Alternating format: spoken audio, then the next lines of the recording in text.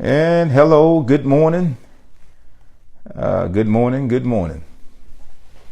We're going to be teaching some concepts, kingdom concepts, regarding prayer. And I want those who will come on and go on and do your watch party or invite someone. Their quality should have just got better. Okay, now I want you to invite someone or do a watch party as we teach in this critical area in praying based on kingdom precepts. Now, kingdom precepts are the original ideas. Principle mean what is first, or what was established in the beginning. So we're going to share with you some kingdom precepts and principles that we need to develop as concepts. We call them kingdom concepts, but actually it can't be a concept or our concept until we have knowledge of the precept or the principle of the keys of the kingdom and the government of the kingdom. So if you want to title this, I'm just talking about some kingdom keys to effective prayer, some kingdom keys to effective prayer. And of course, we have to filter everything through the system or through the precepts of the kingdom. And if we don't have those concepts in us, then we're going to have a hard time identifying what is true, what is of religion. You see, we want to move from religion to kingdom ruling. That's the whole thing about it when you start talking about kingdom, government, kingdom dominion, and things like this. It's not a word alone. It's not something we can come up with and that we learned by hearing it one time. It's a whole entire different government. It's a whole entire different way of living. Now, we are born into a democratic culture and society, whereas if we don't like something, then we change it, or if we don't like it, we can rebel against it and change it. Now, of course, that have not been true for black people in America, but however, that thing is there. Whereas if you don't like it, you don't have to participate, you don't have to receive it, it's not agreeable to you, then, you can vote against it and stuff like that. With the majority vote, you have majority vote, it still don't do any good. However, the kingdom is not like that. The kingdom is based on several components, several systems and ways of doing things and things like that. When you begin to study the kingdom, and I went through the kingdom training by Dr. Monroe. I got the syllabus, and we have the patent to teach, what we got, and I acquired it. Yes, researched it and acquired it. And so, we're going to use some things, and we're going to apply proper teaching relative to what the kingdom is, the kingdom concepts, precepts, and the message that Yeshua taught while he was on the earth. We're going to apply all of that to praying and prayer, because we got many assumptions about prayer that's not correct, and many things that we think about prayer is not correct. Here's one of them. Only when emergency comes, then you pray, or when there's a need, you pray, or when you want something, you pray. That's just like your child only talking to you when they need something, or only communicating with you when there's something urgent come up, and no fellowship, no relationship, no family time or anything like that. They're just there only to talk to you when they're in need of something. And primarily, that's the view that some have relative to prayer. And this, I did prayer ministry, over 14 years. It was rare for a young man to be, head intercessor, what it was called, or the chief prayer coordinator, responsible for making sure that the prayer ministry was effective in the particular ministries I was in. So I have a lot of experience in this area, and I can tell you that, the Sunday morning church goers rarely showed up for prayer or corporate prayer, rarely showed up for Bible study. However, Holy Spirit blessed us and showed us some principles relative to praying effective, and we always had a good turnout when we had prayer.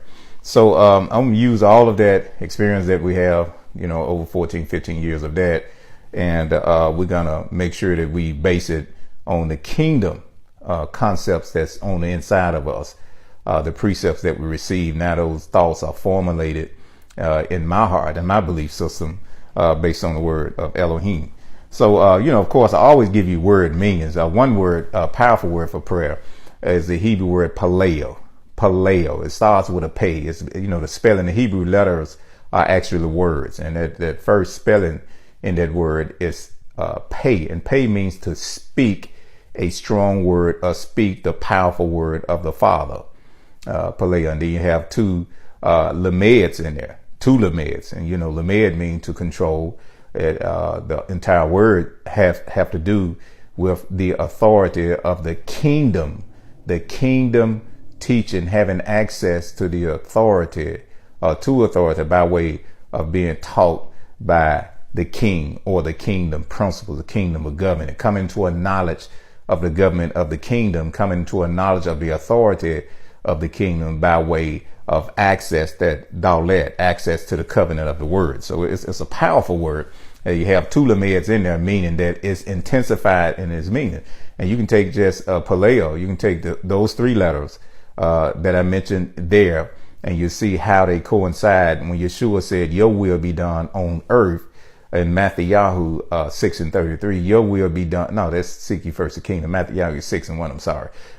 Your will be done on earth just as it is in heaven. You see, the word of heaven, the powerful word of the Father, word that's in heaven, be done in the earth. And his word is his express will, his ideal, his agenda. So I want Minister Demetrius to give me a sound check, make sure I'm okay on my sound here. And I'm going to continue to teach. I just saw him come on a minute ago. So, that's why I always use that word, because prayer is the kingdom keys of prayer is that the will of heaven. Right, how Demetrius, do something for me. Text my wife and let her know I'm live now, and I appreciate it.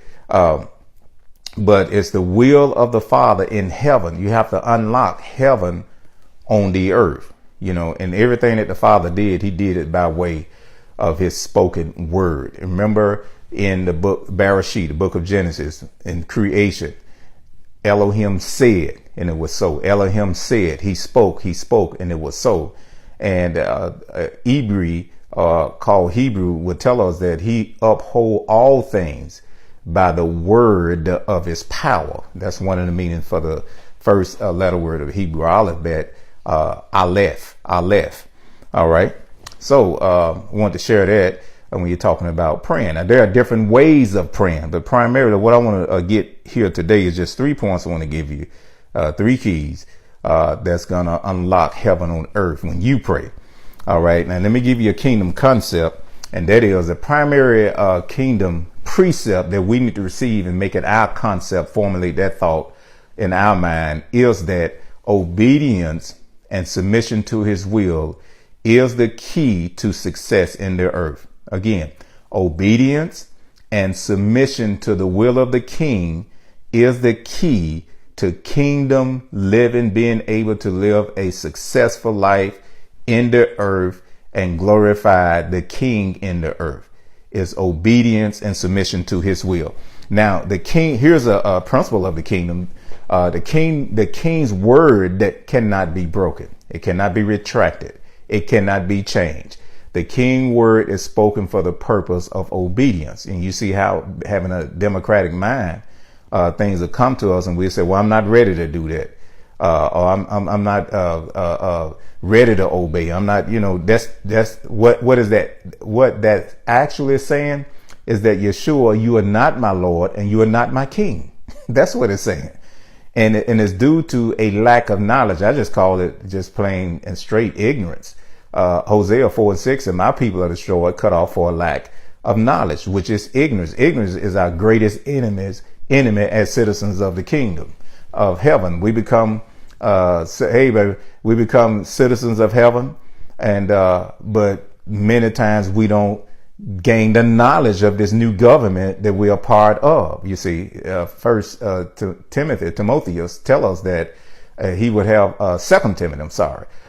In chapter 2, he will have all men. The Father will have all men to be saved and coming to the knowledge of the truth. The truth is the original knowledge, the original will of the Father.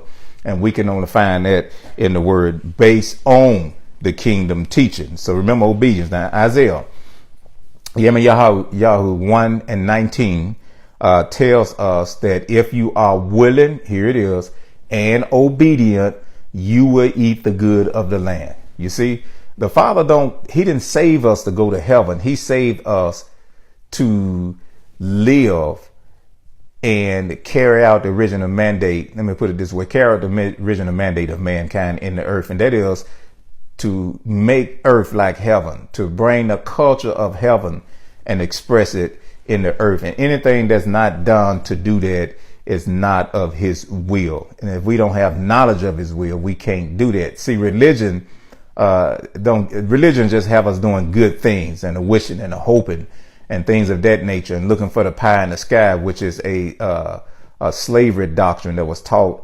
by those white men who participated in the evil, demonic, hateful deed of enslaving or forcing prisoners of war into slavery.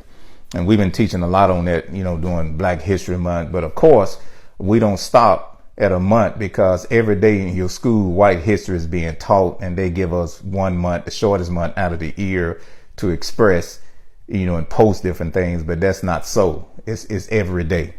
All right. So we want to understand what the words say, and that is, if you are willing and obedient. Two things involved, because actually when we get born again, we really don't supposed to have a will to do our will any longer.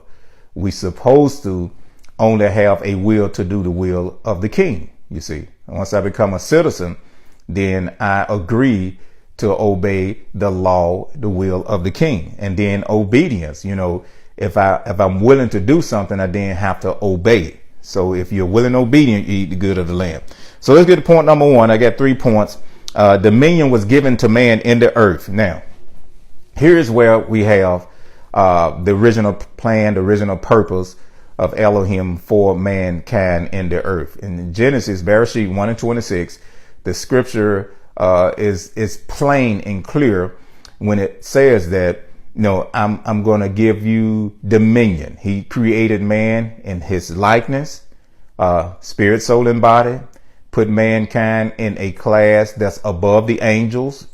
And what I mean by that, we have a free will. We were created to choose and make a choice to receive the Father as our King and make him our owner, even though by creative rights he owned us, but he never wanted us to fellowship with him or to obey him by way of him commanding us to do it. You see, angels were created with a will, but they have no right to use that will to violate his orders or his commands. And our will is just like his, meaning we have sovereignty over our will. The Father does not have sovereignty over our will. If he had it, we would not have created in his likeness. The Father has a will where his will is sovereign, and we have a choice, freedom of choice to use our will. Only you have control over your will. And if you relinquish that control over your will to his will, that makes him your Lord, and that makes him your king. Long as you are controlling your will, then you are in denial of him being your Lord or owner, and in denial of you being his king. See, and angels were not created like that. I want you to understand it's real good. This is why Lucifer, the fallen cherub, the old serpent called the devil and Satan, cannot and will not ever be redeemed, because he never had a right to choose to do anything other than what the Father commanded him to do. Even though they had a will, they didn't have sovereignty over that will. Whereas we were created in the likeness of the Father with sovereignty over our will. You see it? All right. So that's the likeness. And then you have in his image. His image has to do with character. He gave us character before he gave us power. See, a person with flawed character possessing power is a destructive individual. Got all this power and authority, but you two-faced it, evil, hidden agendas, want to look over people, mistreat people and things like this. That is not the character. Character is a everyday lifestyle, everyday type of person who will be that way the same time all the time. So he created us in his image to be like him, in his likeness, in his image. And then he gave us dominion. He said, let them have dominion in the earth. When he said that, here's a key now. When he said, let them have dominion, he was saying that I don't have dominion in the earth. I'm giving it to them. So he can't do nothing in the earth unless them give him permission. And here's a kingdom key to effective prayer. He gave us dominion, mankind dominion in the earth. And what did man do? He flipped right around. Masa Izanigad, that was her name at the time, Isha, the woman, had a conversation with the dark angel who appeared to her as an angel of light, received his doctrine and his words and obeyed him, and then also taught that to her husband, and he submitted to it. And then what happened? They declared declaration of independence against the government of the kingdom of heaven, commit an act of rebellion, and put the earth in the shape and the systems in the shape that is in right presently today. They didn't fall, they rebelled. A better word for sin is rebellion against the king's word, against his law. They rebelled. They had a choice, but they chose to rebel. And when they did that, then they gave the old cherub, Lucifer, that fallen angel, they took on his nature and his likeness and permitted him to operate through them. That's what happened in the beginning, you see. So that's why Yeshua, when he came back as a man king, doing everything, possessing the same power, authority that the first man, Adam and Masa Izanigad, each the woman possessed in the beginning. And then when he conquered death, hell, and the grave, when he defeated the enemy, and remember this, he didn't have a choice of eating from a fruit tree. You see, and many people think just because the Bible is translated saying a fruit of the tree, he was talking about a little fruit in the tree. No, he was talking about words. If he was talking about a fruit in a tree, then Yeshua would have had to be in a garden where a tree was. A snake would have had to be standing upright, talking to him and all that kind of stuff. So I taught that on an earlier teaching. That was not a snake. That was not a fruit. That was not a tree. That was the enemy. That was the old serpent. And when he said old serpent, he's not talking about a snake. He's talking about the nature and characteristics of this fallen angel of darkness who was talking to them, who was talking to them in that place where they were placed in Africa in the garden. So he gave them dominion. That means that the Father couldn't do anything unless his legal agents in the earth asked him or gave him permission to. You see it? Gave him permission to. All right, let me make this better on you right here, give you so you can catch that better. Because even today, when look at Matthew 16 and 18, we are praying an act, where people have questions. Well, if Elohim, they'll say God, if he is so good, why did he allow this to happen in the earth? Why did he allow my mama to die, my dad to die, this to happen to my daughter, that to happen to my son? He told us, I gave y'all dominion in the earth. And y'all, by choice, you choose to rebel against that. And by choice, once we become a citizens of heaven, by choice, then we get that power. That's what Yeshua said. He said, all power or authority in heaven and on earth and in the earth is given to me. Now I'm giving it back to you. What you lost. That's what he came to do, to restore back to us our dominion and our right standing of position with the Father in the earth, just like Adam had in the beginning. Now it's up to us not to commit an act of defiance and disobey his word. Because when we do that, we're rebelling, declaring declaration of independence from the government of heaven. And we are living in a state of denying the mandate to make earth like heaven, not heaven like earth. See, it's backward. In religion, our religion will teach you is to get saved and go to heaven. That's it. And the Lord will make a way and he is good. That's our religion teach. And Yeshua never came here to start a religion. Okay, so let's look at this again, dealing with this dominion. And we're going to look at Matthew, translated by the colonizers in error to Matthew. These guys' names were not English names. They were not English men. And that's one principle of slavery, is that when you go in and conquer a nation, you change their names, change their language, make them dress like you and look like you. You can't do this with the scripture in the kingdom. And this is why we always place emphasis on learning the original names, because if it's very important that we do that. That's why I do it. Yes, it does matter. It matters. So he said, and I say to you that you are Kepha, and I'm just say his original name, and on this rock I will build my assembly, or my adia in the Hebrew, translated into from the Greek word ecclesia, church, which means actually a political party. That's what it means in the Greek. But the Hebrew is adia, talking about the congregation, the assembly, the citizens of heaven. And he said, in the gates of Hades, talking about the authority or government of Hades, hell shall not prevail against it. And I will give you, watch this, the keys of the kingdom of heaven.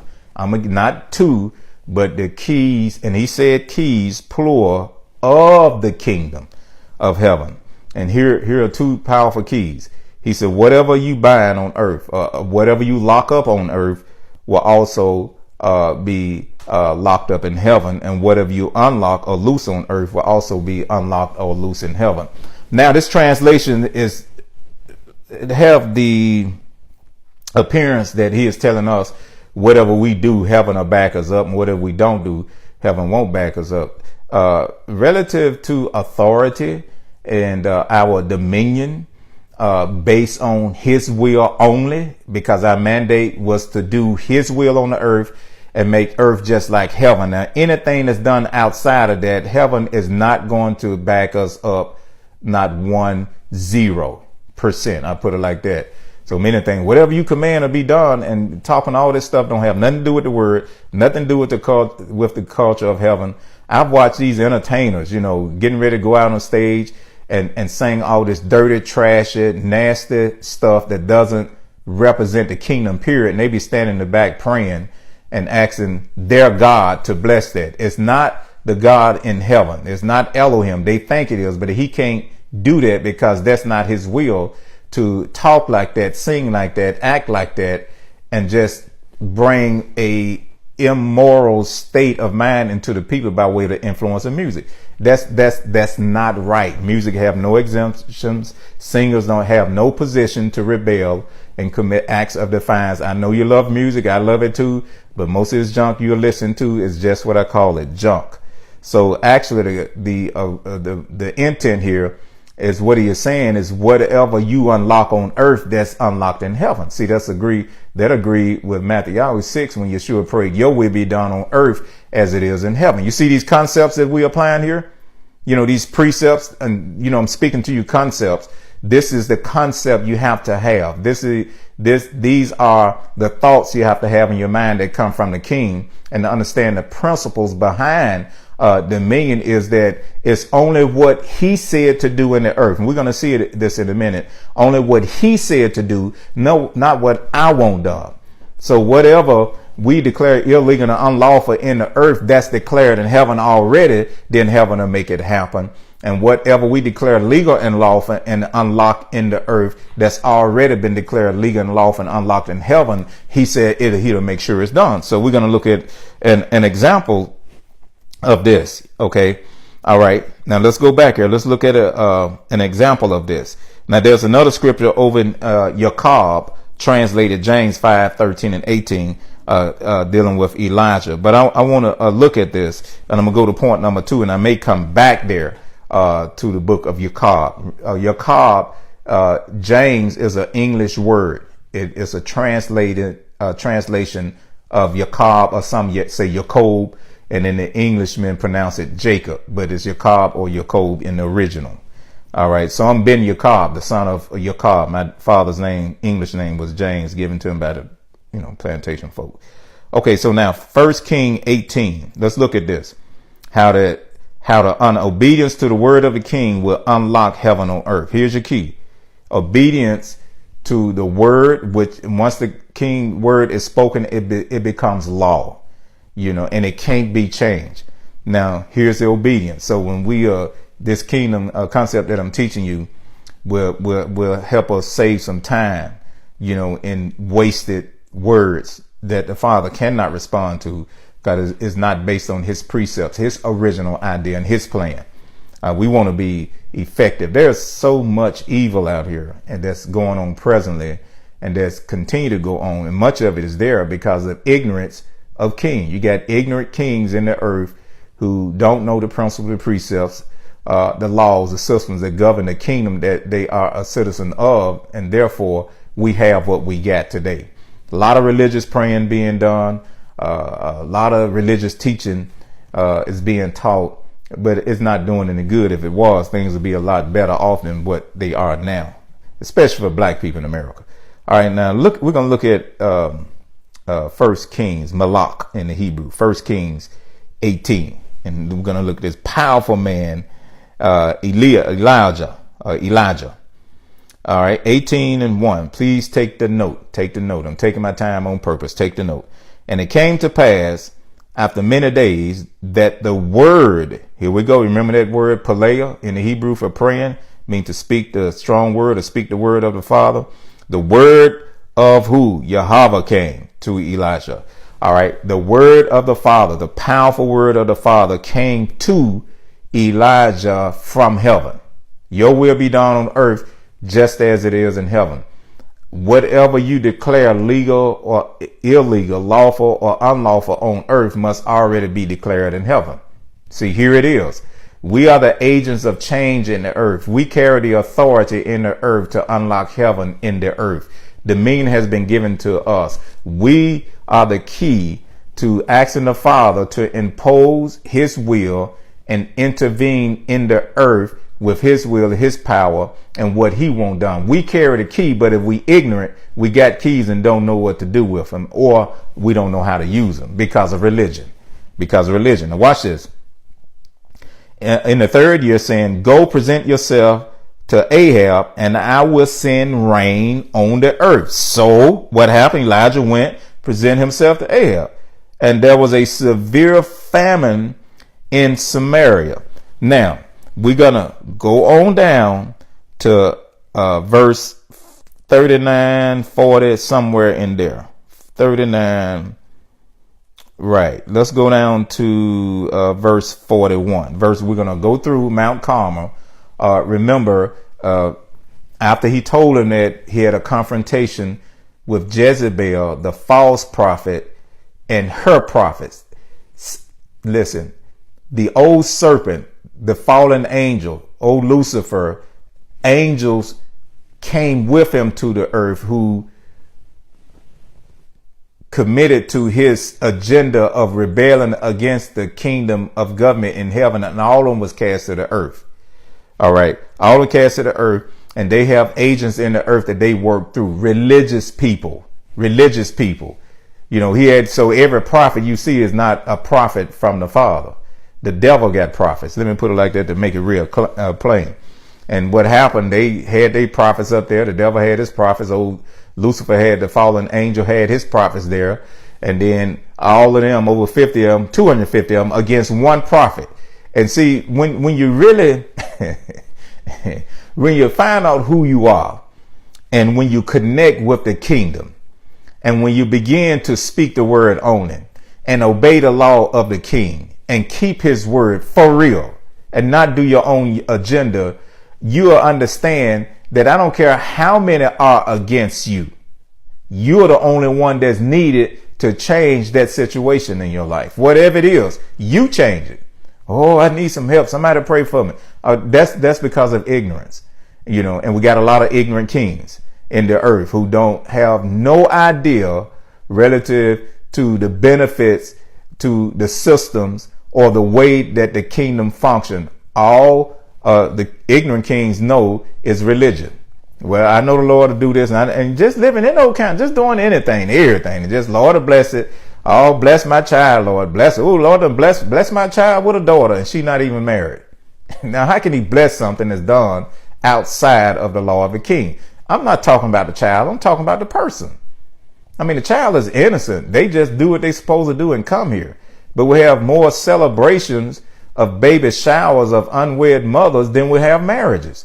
That's of the religious, worldly system that is not a precept of the kingdom. That's why, they don't invite me to stuff because, anyway, I'm not an ignorant king any longer. I ain't gonna be no fool no more for nobody else. And you should say the same thing. There ain't gonna be no fool no more. No, sir. All right. Now, this is after he defeated these prophets, killed all of them, and then he went down to verse 41. And remember, initially, the word came to him. He didn't take a word to the Father. The Father's word, the will in heaven, the will of the Father in heaven by way of his word came to the prophet Elijah. Then Elijah said to Ahab, listen, go up, eat and drink, for there's a sound of abundance of rain. What did he do? He still speaking what the Father told him to go to Ahab, and the Father told him because it's going to rain. So he said, for there's a sound, or for the sound of the abundance of rain, and hadn't rained a drop. But Elijah was speaking the word, unlocking heaven in the earth based on the will of heaven. All right. So Ahab went up to eat and drink. He obeyed. And Elijah went up to the top of Carmel. Then he bowed down on the ground, put his face between his knees, and said to his servant, go up now, look toward the sea. So he went up and looked and said, there's nothing. And 7 times he said, go again. Here's persistence. Here's a lot of stuff we can teach. I want to get these 3 points in. Here's being persistent because he knew he wasn't speaking his word. He was speaking the word of the Father. And he knew that all he had to do was speak that word, and that word would come to pass. He knew and understood this 7. See, 7 has to do with covenant. It has to do with the covenant separated holy day or marking in time. That's where the Shabbat come from. The 7. It was the actual Genesis chapter 2, literal in the Hebrew.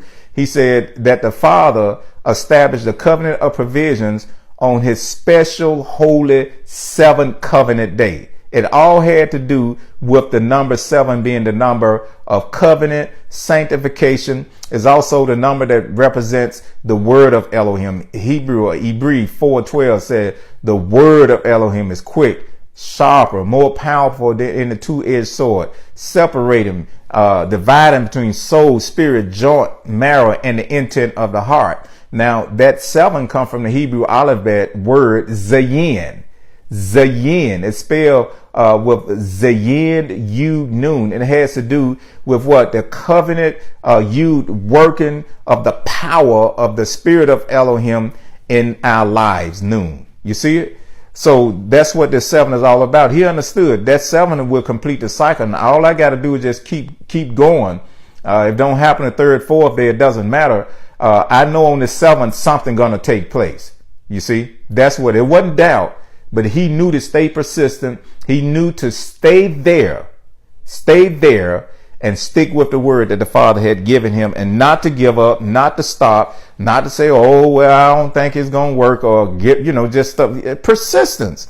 And this is, you call a shut-in at your ministry and see how many people show up, because they have no covenant consciousness and no knowledge of the covenant of Elohim. Let's continue to go here.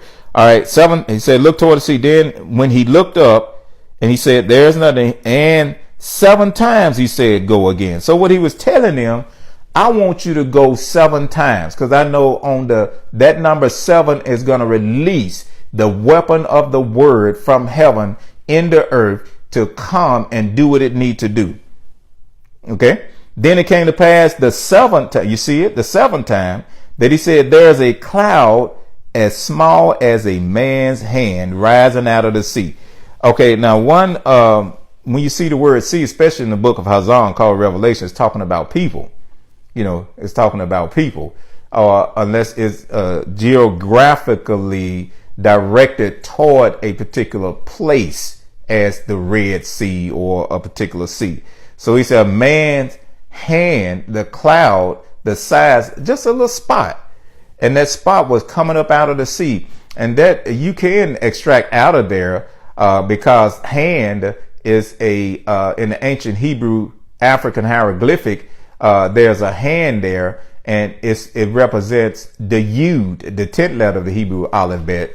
And Yud means the working of his power, or a door expressing a dimension being released of the power, creative power of the Father being released. That's why that cloud was the size of man's hand. Actually, it was a Yud, and that's the first letter that spell the sacred name of the Father, Yud He Vav He, and also the letter that spells the first name in Yeshua. Okay, and it's just very odd. Judah, the tribe that Yeshua came from. You know, some say Yahuwah, but we don't want to argue about that. You know, Yahweh is fine. Yahuwah is fine. That's what you want to say. Nobody know the exact pronunciation. All right, I want to throw that in. Okay, so that cloud was the power, the manifested power of the Father rising, you know, out of the sea. And that sea is significant to people because Elijah was on the earth, you see, and his will being done on the earth. And he understood what that sign meant. And then, so what did he say? He said, no, well, let's just wait till it start raining for good, and then we go tell Ahab, now is it manifest? No, he didn't need that. He didn't need that. He knew heaven was unlocked based on the word that the Father gave him, and the Father would back his word. And he knew that he had dominion by way of the Father speaking to him and him obeying that word. See, that's how the dominion was released in the earth prior to Yeshua coming and established and release and giving it back to us.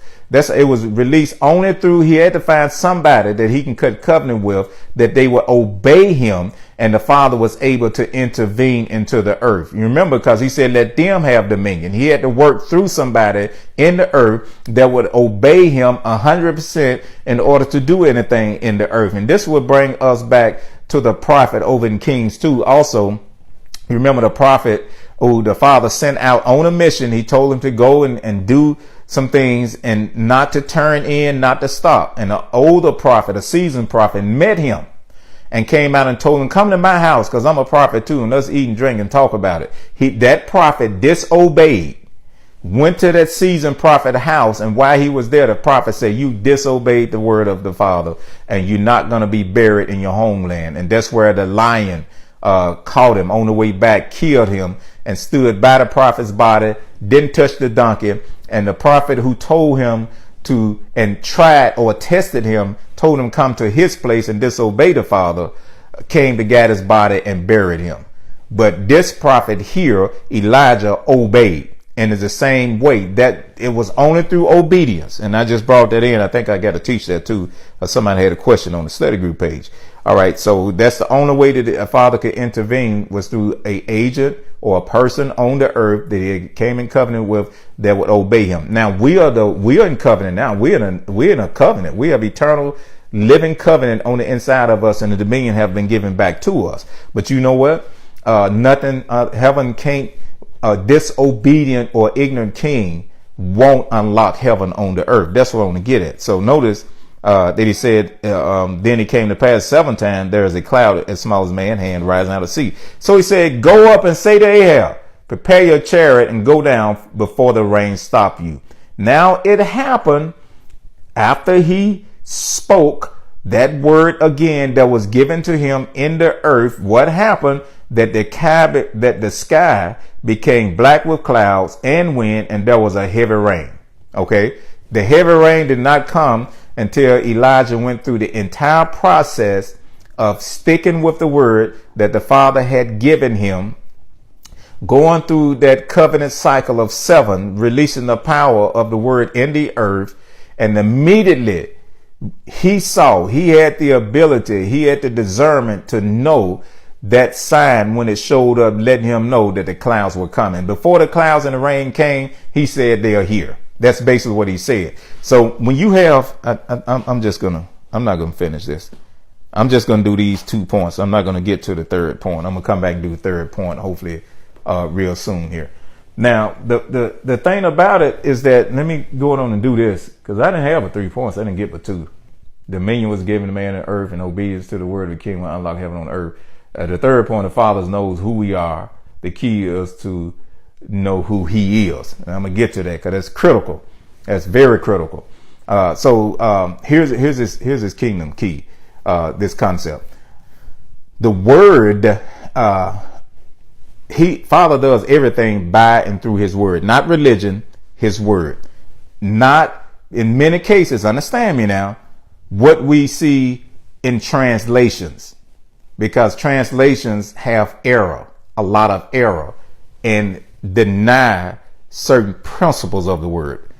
We have to go to the original word and study and dig it out. We have to learn the principles. We have to learn the precepts. Our belief system have to be reconditioned. That's full of religion. It have to be reconditioned and fill it with the concepts of the kingdom. So going through this process, number one, Yeshua said, your will be done on the earth just as it in heaven. We are not here to do our own thing. We're not here to command the Father to do stuff because we want it done. The last one I was going to, I'm going to mention is in 1 Yochanan, called John 5:14.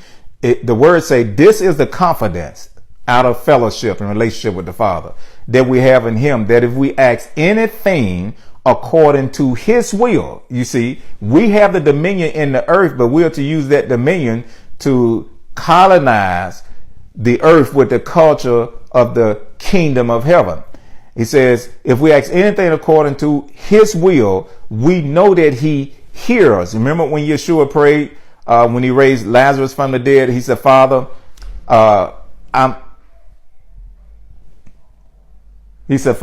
asking, publicly or praying. I just heard something.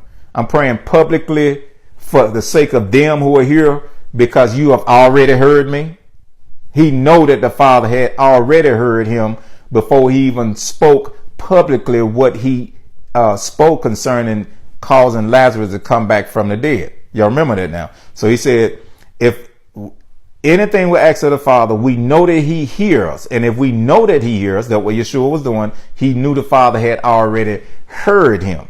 If we know he hears us, we know that we have the request or petition that we have asked of him. See, confidence come out of fellowship and knowledge. That's where confidence comes from. Now, the scriptures say knowledge puffs up. I'm not talking about getting information.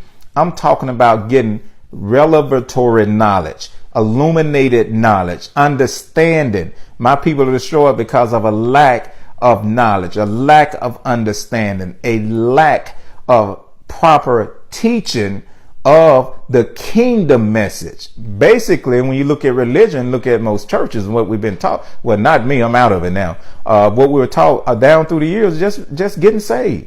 And most of the songs are geared around salvation. You know, Yeshua said, I'm the door. Okay, we get to the door and we just stop. You know, not we, but most people stop at the door. I was taught the same way. You know, everything about the cross, everything about salvation. We born again. Thank you for the blood. Thank you for. Okay, all right, you saved. Now you got to come into the knowledge of the truth. You see, religion will keep people stuck at the door doing good things, and it's only there to. It will hold us in that place, or hold you in that place until you come on and get some knowledge.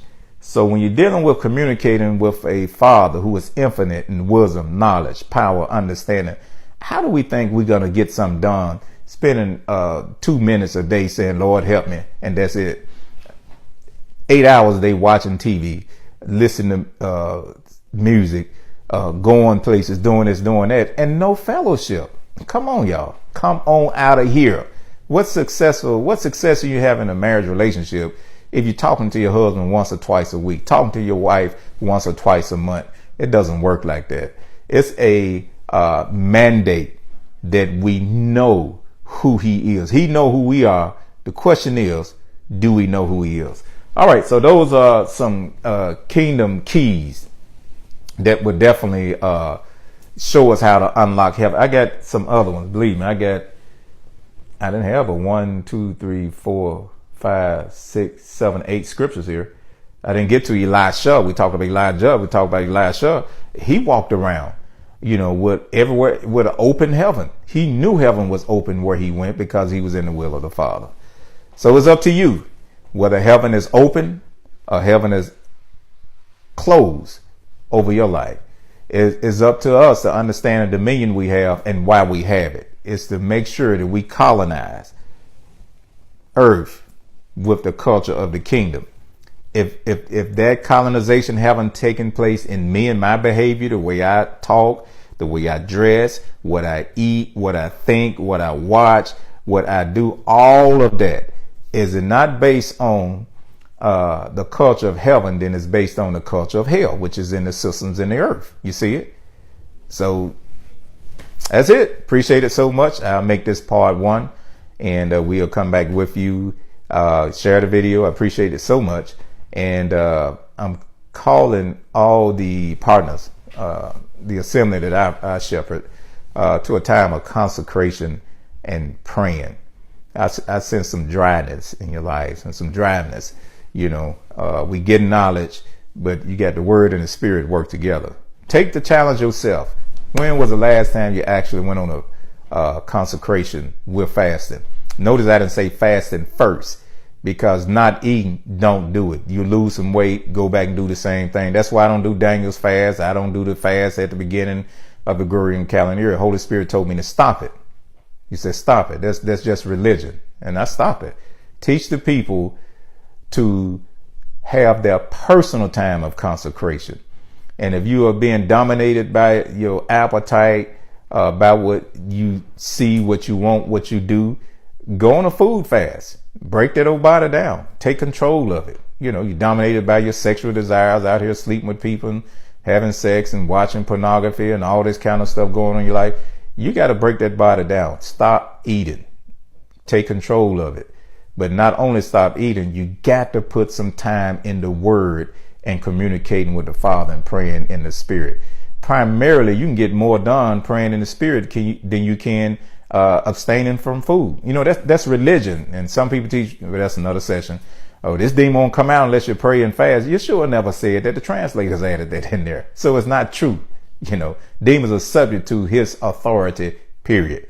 Now, if you are doubting, then you need to go on a consecration and spend some time with the Father. I strongly suggest spending more time in the Word and in prayer than you focusing on not eating and going to the gym and trying to lose some weight on the slide, on the side. Okay, bless you much. Shalom. I appreciate you so much. Have a great day.